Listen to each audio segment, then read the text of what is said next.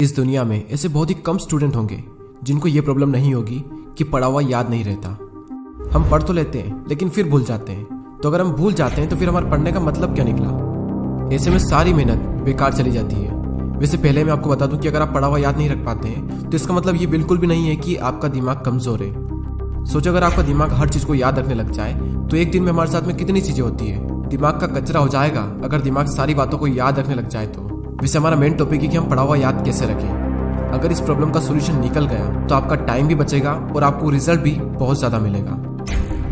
पढ़ा हुआ सब कुछ याद रखना मुश्किल है लेकिन फिर भी काफी हद तक हम इसे कंट्रोल कर सकते हैं, लेकिन पूरी तरीके से नहीं। मैं आपको 3 तरीके बताने वाला हूँ। अगर आप यूट्यूब और गूगल पर सर्च करोगे तो आपको कई सारी टिप्स मिल जाएगी, लेकिन ये जो टिप्स मैं आपको बता रहा हूँ ये मेरे पर्सनल एक्सपीरियंस से और काफी रिसर्च करने के बाद मैं आपको बता रहा हूँ।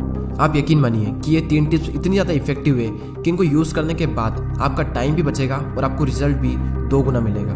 तो पहला जो पॉइंट है वो है स्टडी लेस स्टडी गुड। भले ही कम पढ़ो लेकिन अच्छा पढ़ो। विल परेटो ने इस दुनिया को एक महान सिद्धांत दिया जिसे कहा जाता है 80-20 का रूल्स। इन्होंने एक ऐसा नियम दिया जो कि दुनिया की हर वस्तु में हर जगह पाया जाता है। इन्होंने बताया कि आपके 20% एफर्ट्स आपके 80% रिजल्ट में कन्वर्ट होते हैं। इनका कहना है कि आप सिर्फ 20% चीजों पर फोकस करो, आपको 80% रिजल्ट सिर्फ इन्हीं से मिलेंगे। एग्जाम्पल के लिए विल परेटो बताते हैं कि दुनिया का 80% पैसा और जमीन इस दुनिया के 20% लोगों के पास में है।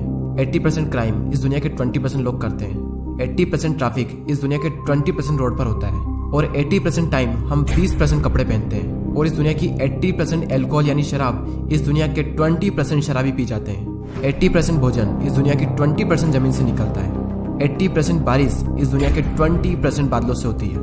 इस दुनिया के 80% इन्वेंशन इस दुनिया के 20% साइंटिस्ट ने किए हैं। और सिर्फ यहीं तक नहीं, यही आंकड़ा हमारे अपने यूट्यूब चैनल पर भी लागू होता है। 80% वॉच टाइम उन लोगों से आता है जिन्होंने इस चैनल को सब्सक्राइब नहीं किया है। कहीं आप भी तो उन 80% लोगों में से नहीं हो। और सबसे इम्पोर्टेंट फैक्ट कि 80% रिजल्ट हमारे 20% एक्शन से आता है। और यही रूल आपके एग्जाम में और आपकी पढ़ाई में भी लागू होता है। आपके सिलेबस का पढ़ा हुआ 20% आपको 80% दिलवा सकता है। तो आप 20% मोस्ट इंपोर्टेंट चीजों को निकालें और उनको पढ़ें, और वही 20% चीजें आपको 80% रिजल्ट दिलवा सकती है। और आपने जो 20% निकाला है वो आपके सिलेबस के कंपैरिजन में बहुत ही कम है। तो ये जो कम है ना, इसको बहुत ही अच्छे से करो। और यही था हमारा first point, study less and study good. दोस्तों मैंने भी कई बार ये गलती की है कि जितना पढ़ना होता है उससे हम कई गुना ज्यादा पढ़ते हैं, और इसका रिजल्ट ये होता है कि हमें जो याद रखना चाहिए वो भी हम भूल जाते हैं। एग्जाम में अब वैसे भी ज़्यादा दिन नहीं बचे तो आप इस रूल को यूज करके काफी अच्छा रिजल्ट पा सकते हैं। अब नेक्स्ट जो पॉइंट है वो है स्टडी इन मॉर्निंग। और ये जो पॉइंट है ना, ये मेरा फेवरेट पॉइंट है क्योंकि मैंने अपनी लाइफ की ज्यादातर पढ़ाई सुबह ही की है। एक तरफ एक स्टूडेंट है जो सुबह जल्दी उठकर 2 घंटे पढ़ाई कर रहा है, और वहीं दूसरी ओर एक और स्टूडेंट है जो दिन में 4 घंटे पढ़ाई कर रहा है। तो ये जो पहला वाला स्टूडेंट है ये ज्यादा आउटकम दे पाएगा दूसरे वाले के मुकाबले। सुबह जल्दी उठकर पढ़ने के 2 सबसे बड़े बेनिफिट होते हैं। सुबह के टाइम हमारी कंसंट्रेशन सबसे पीक स्टेट पर होती है, और सुबह के टाइम पे जो कंसंट्रेशन होती है शायद ही पूरे दिन में आपको कंसंट्रेशन मिल पाएगी। और सेकंड बेनिफिट ये है सुबह जल्दी उठने का कि सुबह कोई भी डिस्टर्ब करने वाला नहीं होता है। एनवायरनमेंट में एक अलग ही साइलेंस होता है, और उस साइलेंस में कुछ नया सीखने का मजा ही कुछ और होता है। आप सुबह जल्दी उठकर 3 घंटा पढ़िए, और उसके बाद में पूरे दिन अगर आप सिर्फ मुश्किल से आधा से 1 घंटा भी पढ़ते हैं तो बहुत है आपके लिए। कहने को तो लोग 8-10 घंटे पढ़ते हैं, लेकिन जो 2-3 घंटे की मेन पढ़ाई जो होती है कॉन्सेंट्रेशन के साथ में, वही सबसे मेन चीज होती है। बाकी सब दिखावा है। हमारे देश के प्राइम मिनिस्टर मोदी जी ने भी सुबह जल्दी उठकर पढ़ने को कहा है।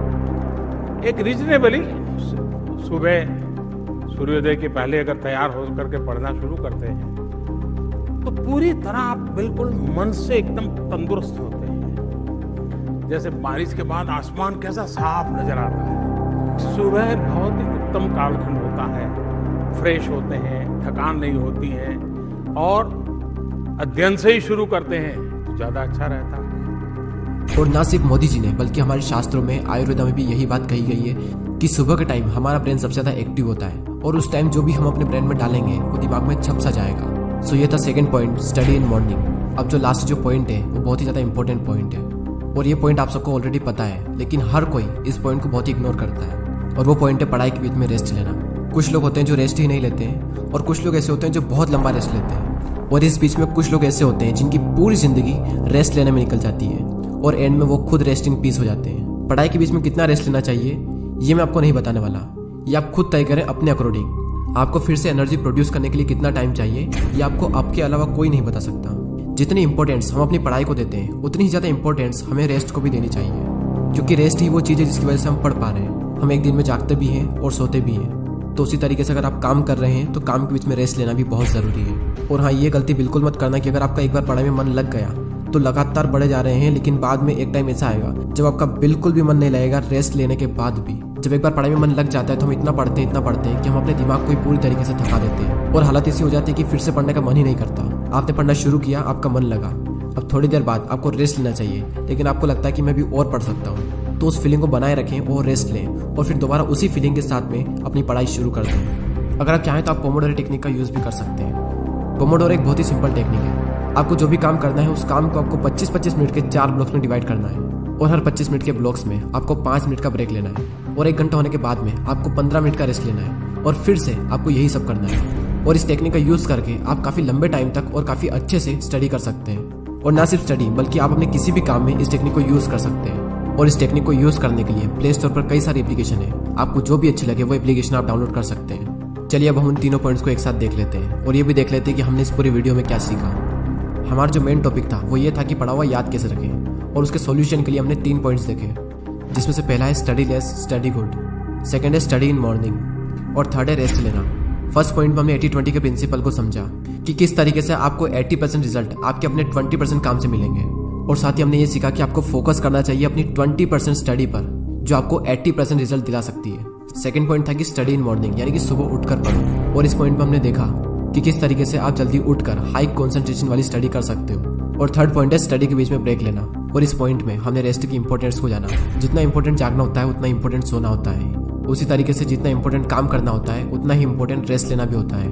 और थर्ड पॉइंट में ही हमने पोमोडोरो टेक्निक के बारे में जाना। जो भी काम आप करना चाहते हो उस काम को 25-25 मिनट के 4 ब्लॉक्स में डिवाइड कर दें और हर 25 मिनट के बाद में 5 मिनट का ब्रेक्स लें, और जब पूरा 1 घंटा हो जाए तो उसके बाद में 15 मिनट का रेस्ट लें। और इस टेक्निक का यूज़ करके भी आप लंबे टाइम तक काफ़ी अच्छे से पढ़ाई कर सकते हो।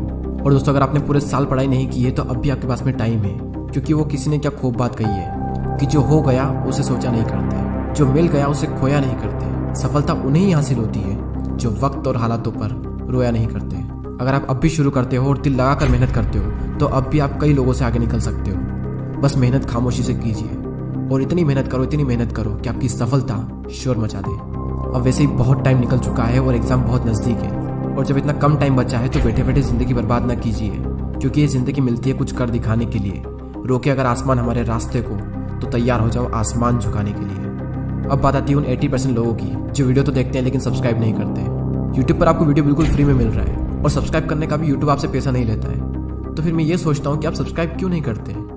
दोस्तों, बहुत मेहनत लगती है वीडियोस बनाने में। आपका एक सब्सक्राइब और एक कमेंट मुझे बहुत मोटिवेट करता है आने वाले टाइम में इससे भी अच्छे वीडियोस बनाने के लिए। मैं लेता हूँ आपसे अलविदा। Thanks for watching.